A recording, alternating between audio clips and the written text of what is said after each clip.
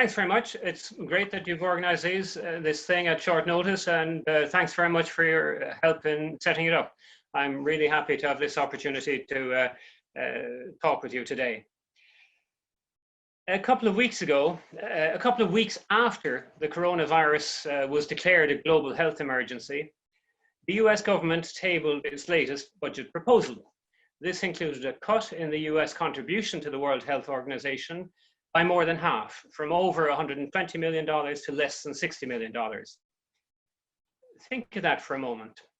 The world's leading economy and leading superpower thought it best to drastically reduce its funding towards the international organization best placed to advise and assist on combating an epidemic just as the epidemic was getting going.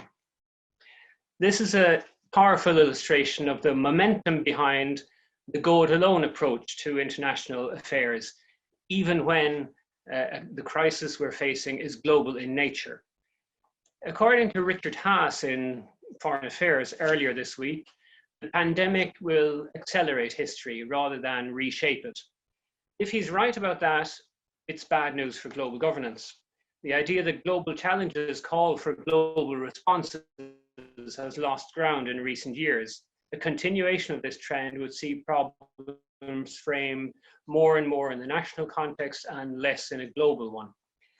In this presentation over the next 20 minutes or so, I look first at the global and then at the European level, in each case sketching on one hand a go-it-alone scenario and on the other hand a cooperation scenario. At the global level, I look in particular at trade, and at the European level, I look at, particularly with reference to economic and social policy. In this regard, actually, I'd like to reference a couple of papers I've done myself for the European Parliament Research Service and for the ESPAS network within the European Union, respectively about social policy and about trade, commercial over. The closing segment, in my closing segment, I'll speculate on which scenario is more likely and which scenario is more appropriate. And here I'm very interested in your input. This is a Socratic process. We're trying to gather collective wisdom, and I really value international and cross-sectoral dialogue, so I look forward to comments and exchanges in the second part of the hour. This is a very preliminary sketch and can obviously be enhanced and improved through this dialogue. A global go-it-alone scenario. What are the elements?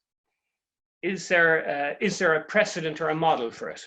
Let's compare the post-World War I situation. We have US isolation, international drift and conflict, a focus on reparations, in other words, blame for what had gone on before, that added to economic rivalry. Then we had economic depression, and this caused a flight into economic nationalism. What have we seen so far in this pandemic? We've seen a lot of competition, we've seen a lot of rivalry, and we've seen a lot of recrimination about blame. So some of these go-it-alone scenario elements are already there in embryo.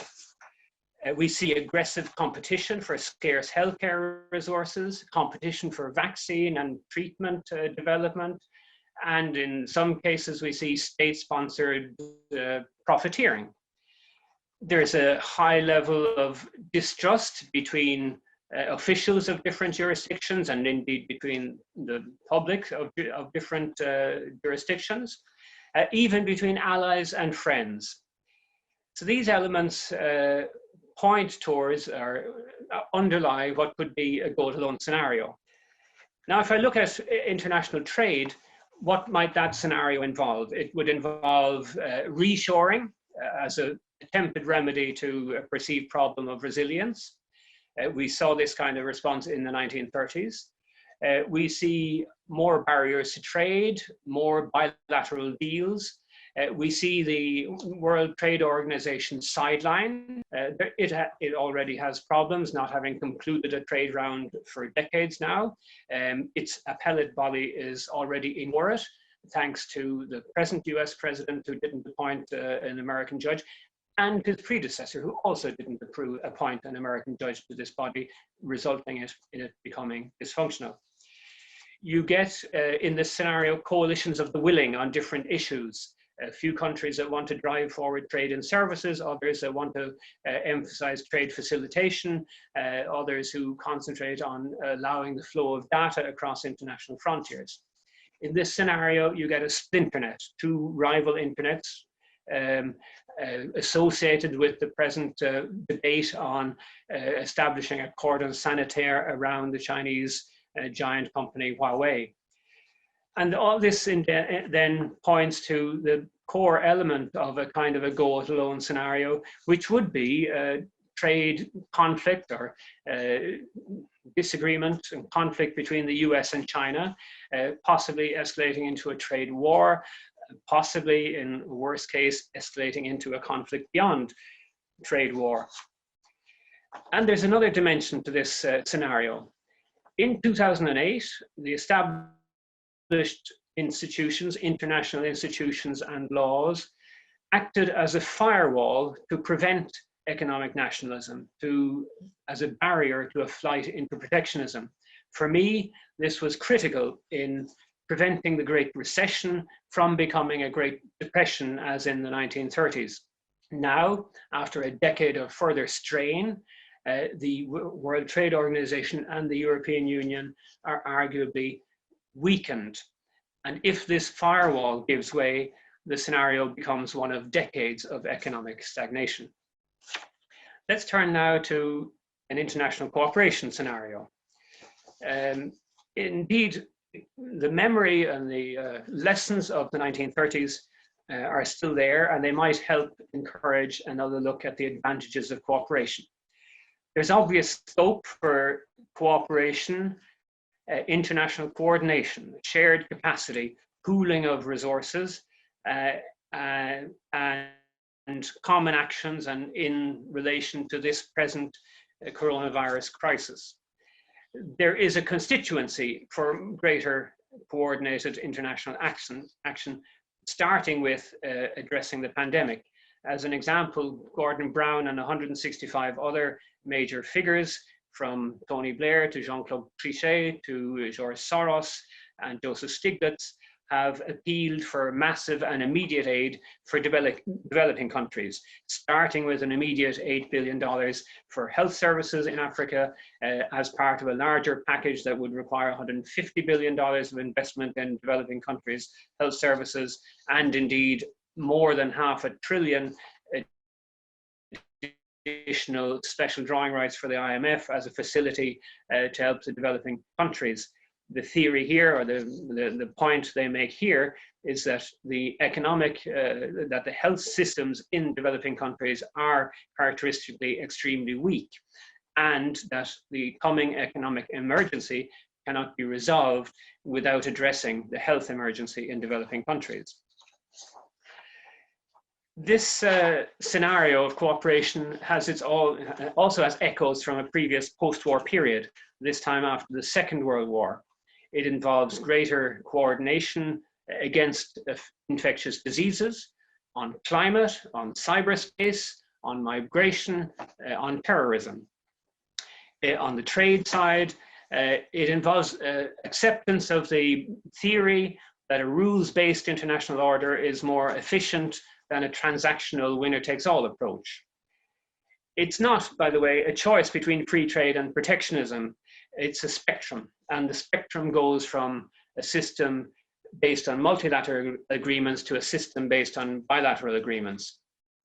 In this scenario, trade is seen as a promoter of resilience itself. Diversified sources mean greater, not less, resilience. In this scenario, there are more and stronger provisions on fair trade.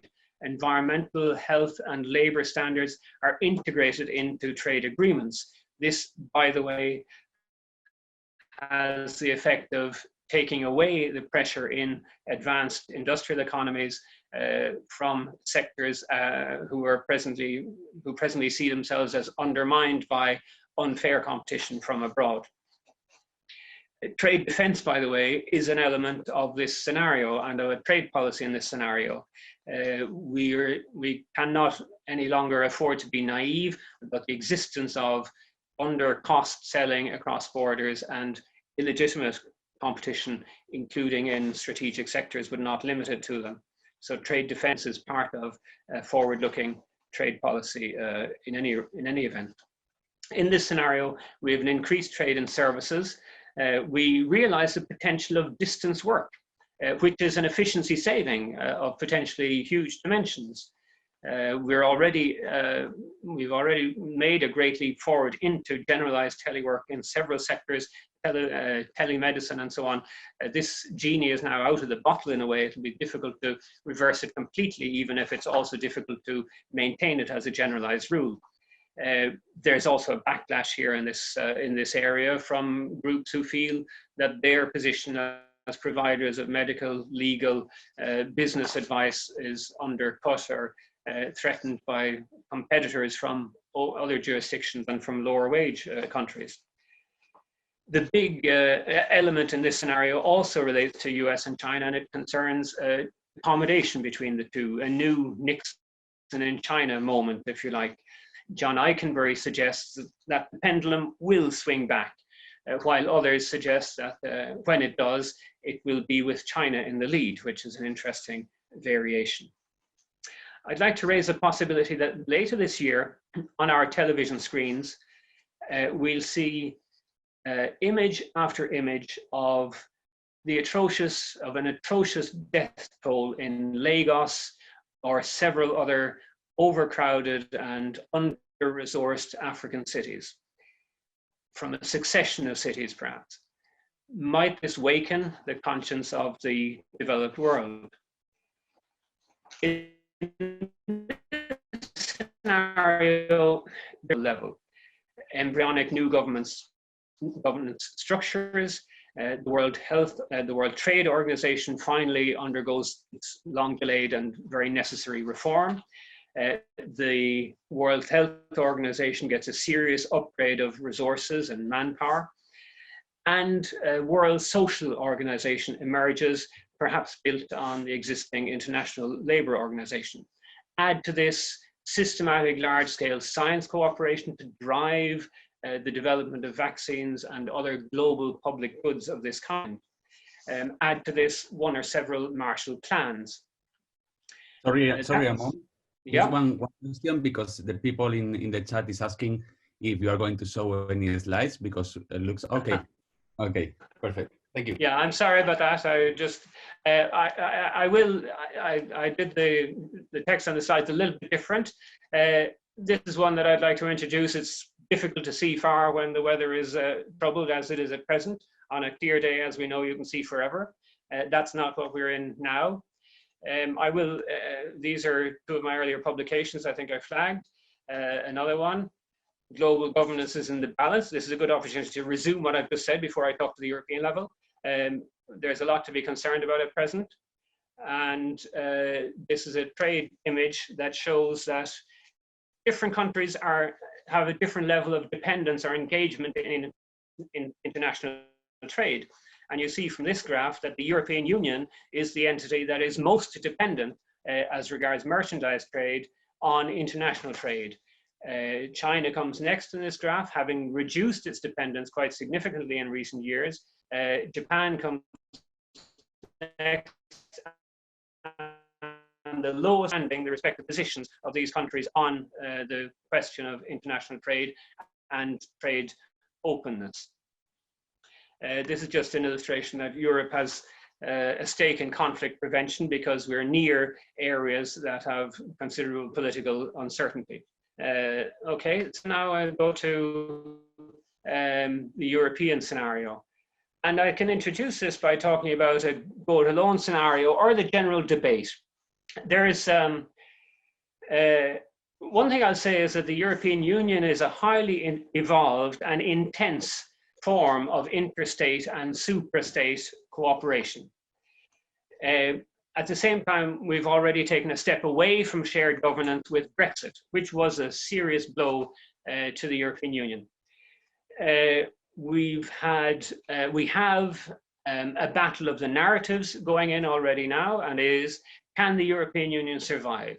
This is its last chance. We've heard this argument over several years, decades even.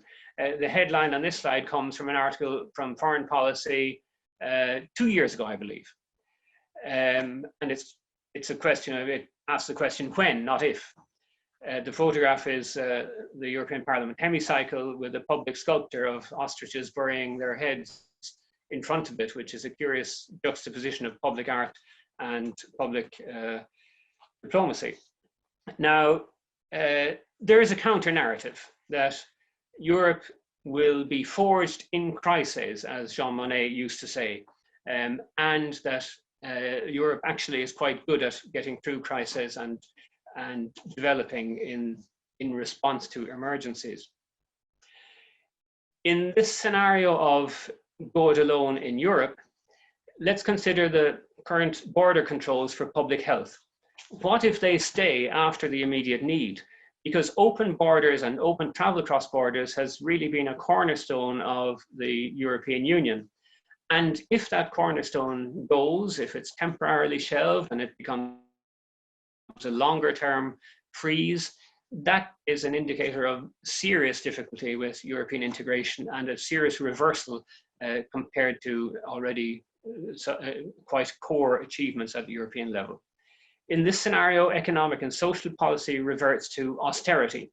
Hungary is suspended because it has left, or it's considered no longer a democracy. Poland follows the same path, perhaps more slowly, perhaps less clearly. In this scenario, Le Pen ultimately wins a presidential election in France. And in this scenario, we have fresh financial difficulties, perhaps starting in Italy.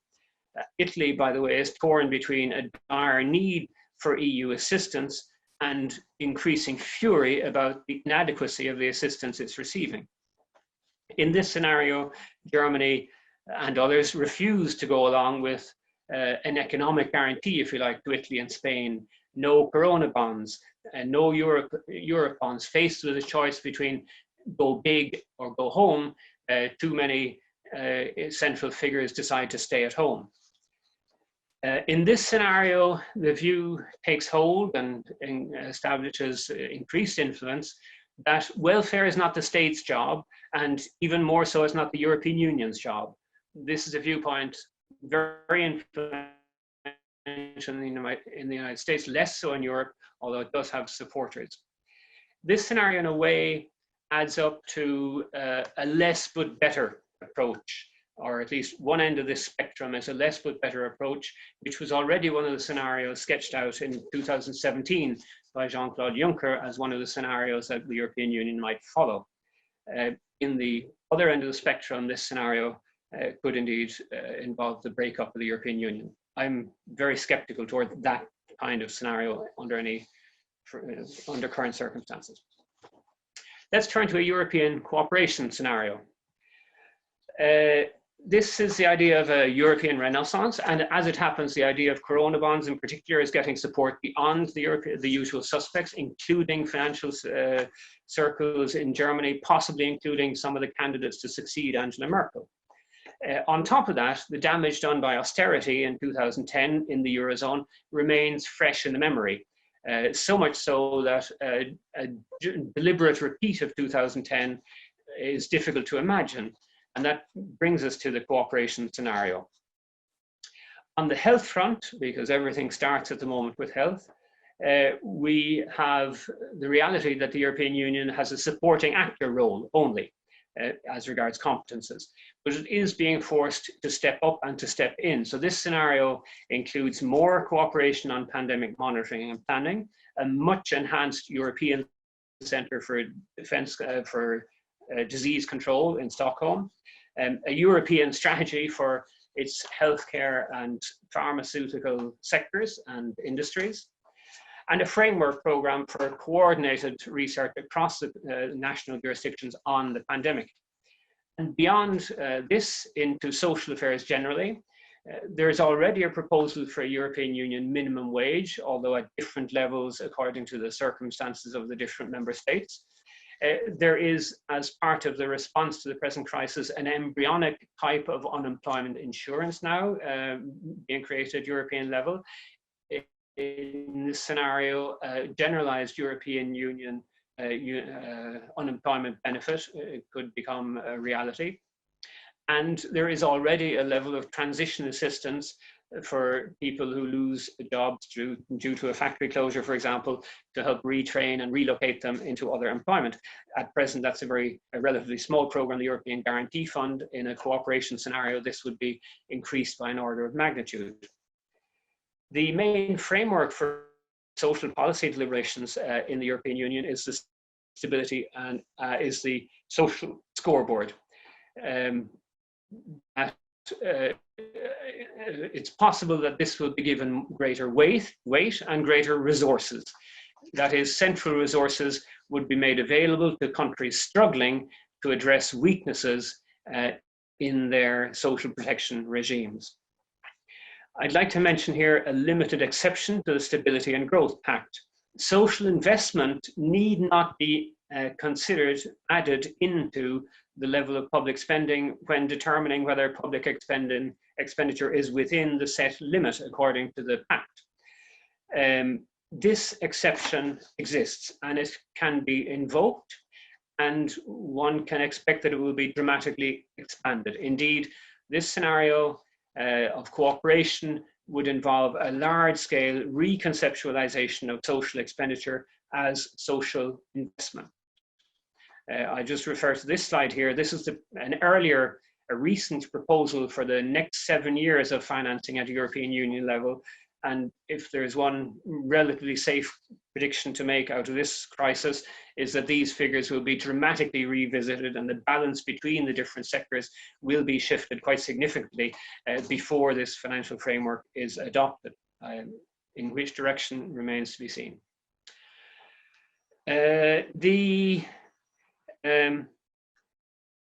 Now, the general economic policy framework is also shifting, and I cite here the recent Financial Times editorial, which I also have on the screen here, and which says that radical reforms reversing the prevailing policy direction of the past 4 decades will need to be put on the table. So what we're talking here is not least a reversal of the very influential view that public debt beyond 90% of GDP is a recipe for disaster. Olivier Blanchard and others have for years been arguing against this, pointing out that it's not empirically documented, among other things. And they've argued that in certain circumstances, there is a case for higher levels of a deficit.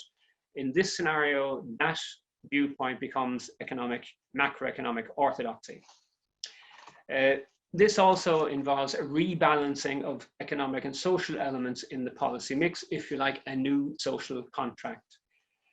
I'd like to mention one more element here, and that is a rigorous dismantling of financial secrecy and a disruption of the machinery of tax avoidance. Financial secrecy seems to be the last secrecy to die. It seems bulletproof no matter what crisis breaks out. But the tax revenue that this could generate is a huge incentive for governments and parliaments at a time when big spending will have to be accepted. Governments will have to struggle to get there against entrenched ways of doing things and entrenched ways of thinking.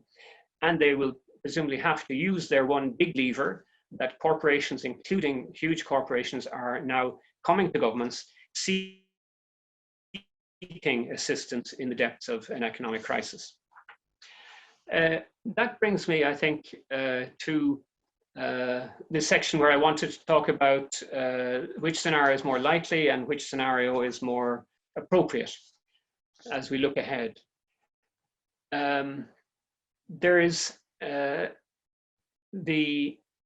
There's a paradox here that the emergency packages and the case for doing things differently will be strengthened, and emergency packages are in the course of being arranged, but these will have to be paid for, and the state coffers will be under even greater pressure than before. and that means less scope to go big on the areas where we need to go big. That's the position, and that's the analysis of people like Danny Roderick and Quinn Slobodian, for example. So a lot of factors arising from that point to a go-it-alone scenario. Haas, that I mentioned earlier, mentioned several. Power is distributed in many hands, both state and non-state actors. Consensus is absent. The US is not interested and may not be interested even with a change of administration later in the year. So global challenges have grown, but the global capacity for response has not grown. International organizations have stagnated largely instead of being expanded in recent decades. This is the mirror of a development at national level, where public services were seen very often as optional extras or as perhaps an obstacle to the operation of the free market. So in this scenario, that development continues at international level. Can you make a case that the alternative scenario is more likely based on a narrative gaining traction similar to the narrative after World War II that we need to rebuild together? There's also a hybrid scenario, also mentioned by Haas, that you could play up China as an external threat in order to build up a common sense of responding to an external menace. This is a very curious kind of variation on the post-war years. There's a case that the march of technology will make it easier to do international cooperation. It's not that leaders have to spend 5 days on a liner to attend a global economic summit like in 1932. It's not that members of parliament have to be in the same country to vote and adopt European legislation, because we did this, like this, 3 weeks ago in the European Parliament, where 600 deputies from their homes voted remotely on these rescue, on European Union's response to the crisis. There could be a natural regression to the mean, a rebound in global governance capacity simply to get back to the status quo ante, narrowing the capacity gap without resolving it completely. There's room to play with these scenarios. A go-it-alone scenario may dominate in the near term until its shortcomings become more apparent, and then it's succeeded by a cooperation scenario. There are a lot of intermediate scenarios.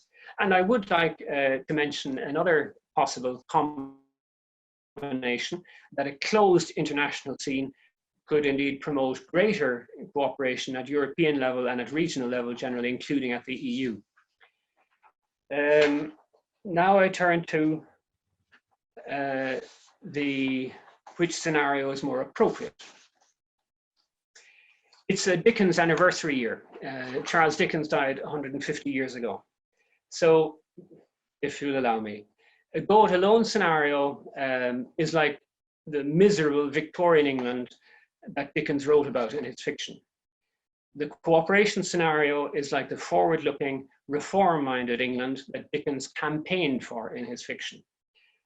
This is my bias. I believe that there's more substance in the case for continued cooperation. There is greater need, not less. Yeah, I'll repeat the last few seconds, and then I have about a minute or two, and then that ends my presentation. So that is, firstly, I'd mention that international remedies like the problem will come from across international frontiers, and we shouldn't limit knowledge either on the way in or the way out of a national jurisdiction. Secondly, I'd say that European Union governance, which is a suprastate system, not a superstate, but a suprastate capacity, is itself a possible model for the kinds of international cooperation we need in different domains now more than ever. Next point is that a focus on international circumstances, on internal circumstances, is entirely understandable. But this need not exclude an accompanying strategy of cooperation. Self-interest will continue to be at the heart of decision making. Nothing mysterious about that. But there's still a strong logic that self-interest is best served by cooperation in the face of a common adversary. So to close the circle, I'll end on this point, global challenges call for global responses.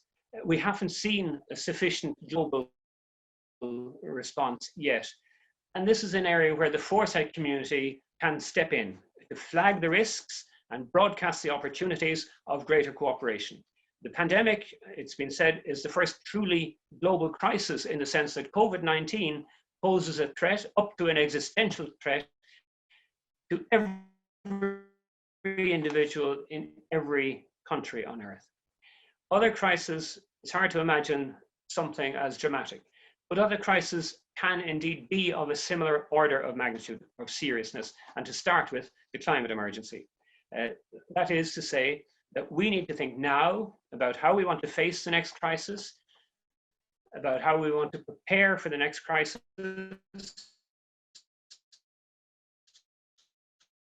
or separately. Thank you for your attention, and I look forward to your questions and comments. Talking back. Okay, so this is a question answer. I'll take them in turn, I guess.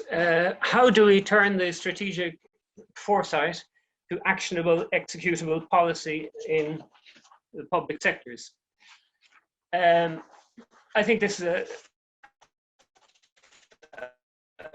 a wonderful question, and if you don't mind, I'll take a few minutes on this. Firstly, in a way, health and security, there are silos in in foresight, and areas like health and social policy have been seen by some segments of the political world as technical or low matters, not great affairs of state in the sense, not like foreign policy or security and defense policy. So health and social affairs have been a poor relation among the different silos in which strategic foresight is conducted. And that's particularly true, or especially true, in regard to access to the very highest levels of decision making. So health foresight received less focus on technology foresight. Indeed, healthcare has been looked at through the prism of technology. Look at what wonderful new possibilities are opening in this area, in healthcare, because of technology. Health foresight has had less prominence and less influence than economic forecasters or business forecasters. It has had less, this has some significance in explaining where we are. Health specialists warned about a coronavirus pandemic 15 years ago, 5 years ago, a year ago, 6 months ago, and still our preparations were not expanded, and notoriously, in one important case, they were scaled down. So the point here, and the relevance to your question, is that the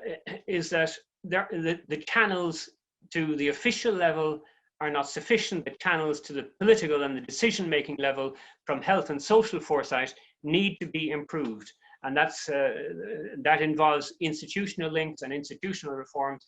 And that's one of the areas where we can look for improvements in relation to the communication of strategic foresight into policy.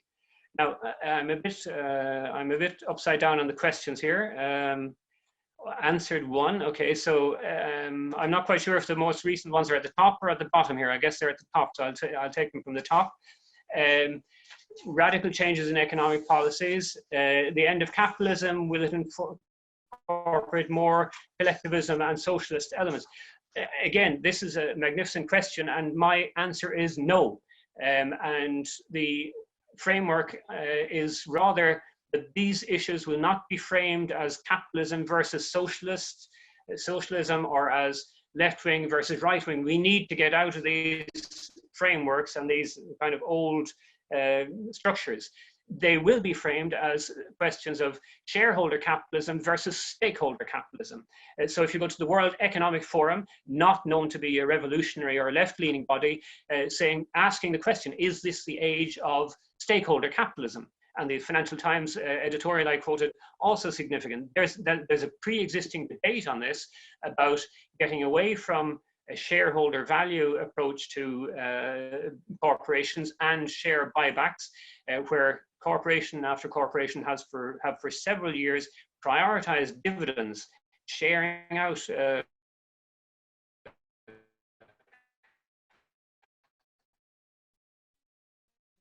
proceeds of their activities.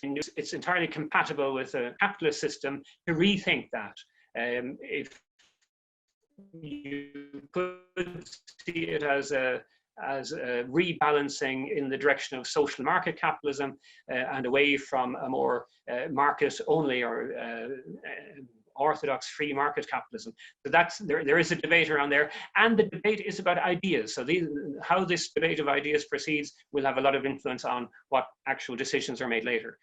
Thanks for that question.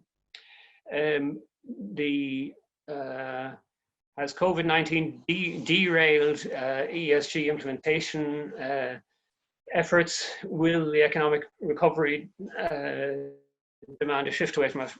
I have a brain freeze. What is ESG? I'm sorry, just a brain freeze right now. I move on to the next and cooperation at the EU level. What could be better? I'd like to approach this question by addressing European Union competences and advancing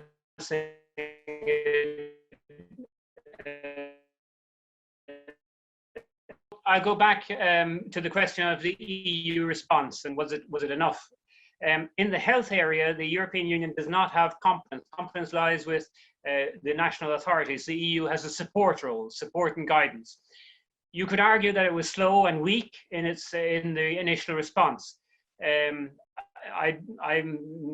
not well enough au fait with the details to deliver a judgment on that argument. I know it's a strong argument. I would argue, however, that the next phase of the crisis, which we're already in, is the economic situation. And the European Union has stronger competence in relation to the economy, in particular in the Eurozone and the economic and monetary management. So it's in this area that the European Union will be really judged. It will be required to step up and is being pushed to step up. And clearly there will be a stronger response in line with its stronger resources in this area.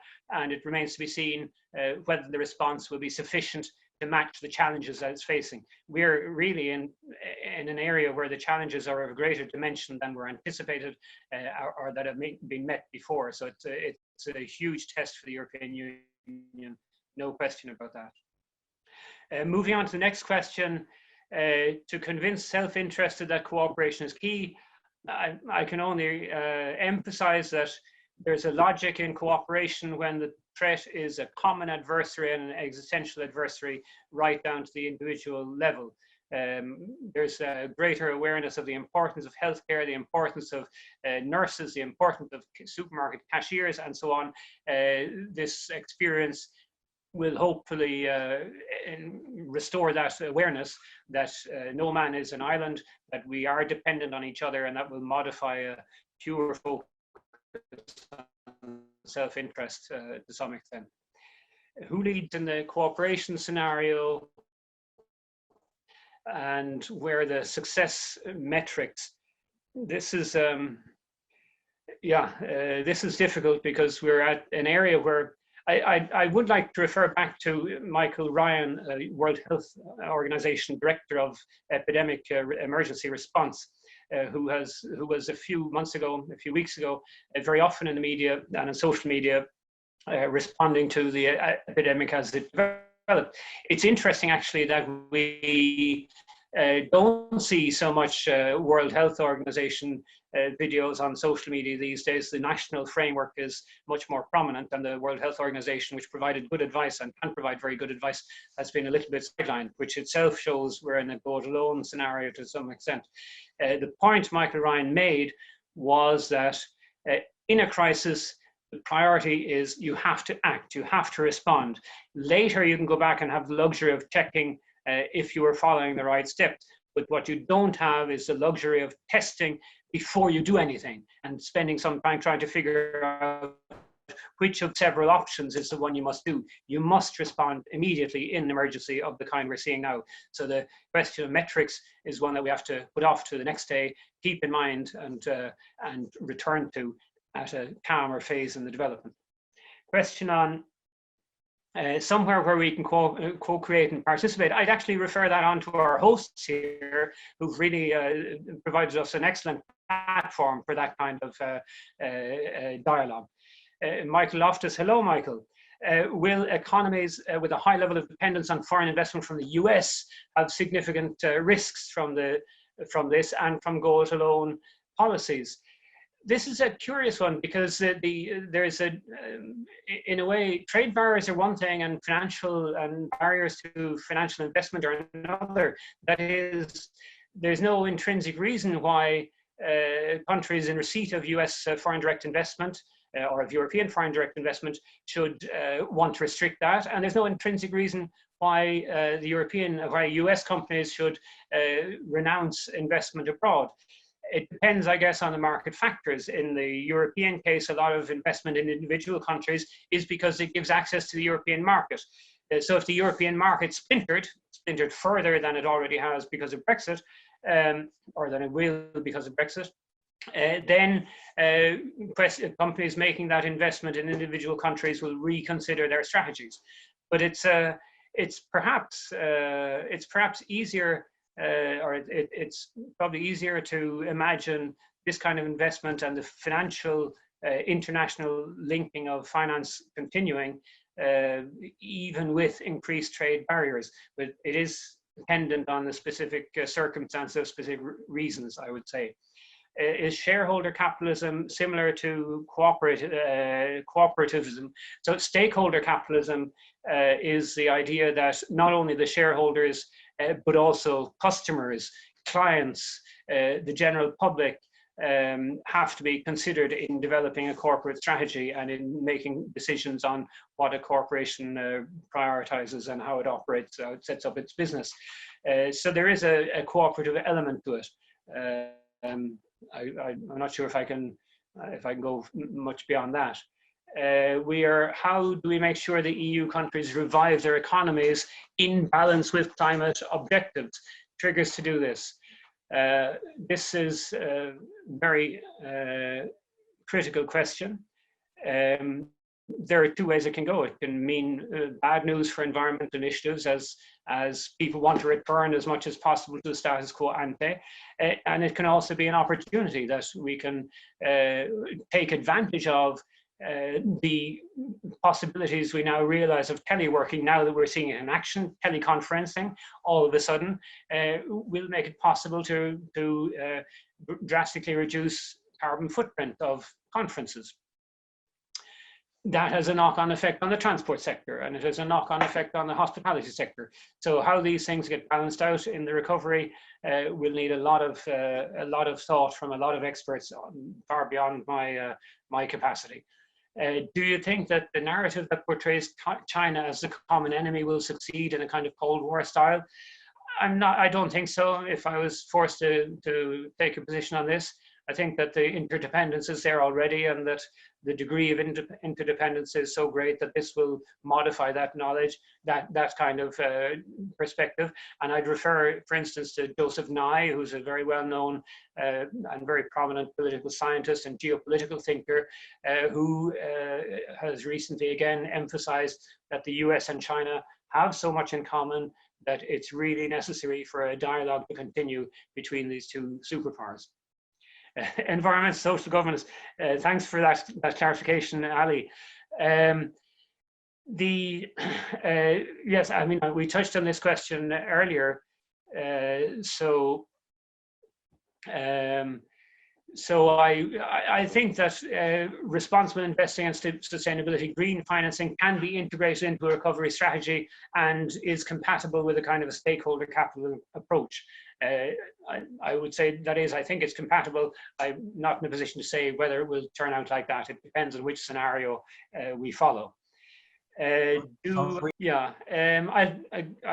from the top again. Yes, I think countries like Poland have a strong incentive to stick close to the European Union. And again, I recall that Poland is one of the countries that has done, one of the very few countries that has done what practically every country would like to do, to graduate from a status of being low and middle income to being a high income country. That development came because of, and at the same time as, Polish membership of the European Union. They have a strong incentive to continue that cooperation, and the logic of cooperation as in the EU manner remains strong, also in the present circumstances, arguably even greater in the present circumstances. So that will have an effect in the coming years. I agree with that. I'm really sorry that I can't get around to all your questions. I hope we have the chance to share them and dialogue on them later. I really appreciate the engagement here and the responses, and I have to say a huge thank you to the team that put this event together. And thank you very much for your attention today. And I look forward to fascinating proceedings the rest of the day. People like Sohai and Real Miller, colleagues of mine, Daniel Rashar coming tomorrow, Ricardo Castro de Borges, Josh Polchar. I see that Laurent Ponteux is on the program. There are so many wonderful events and presentations to look forward to over the next 3 days. Have a great time. Thanks.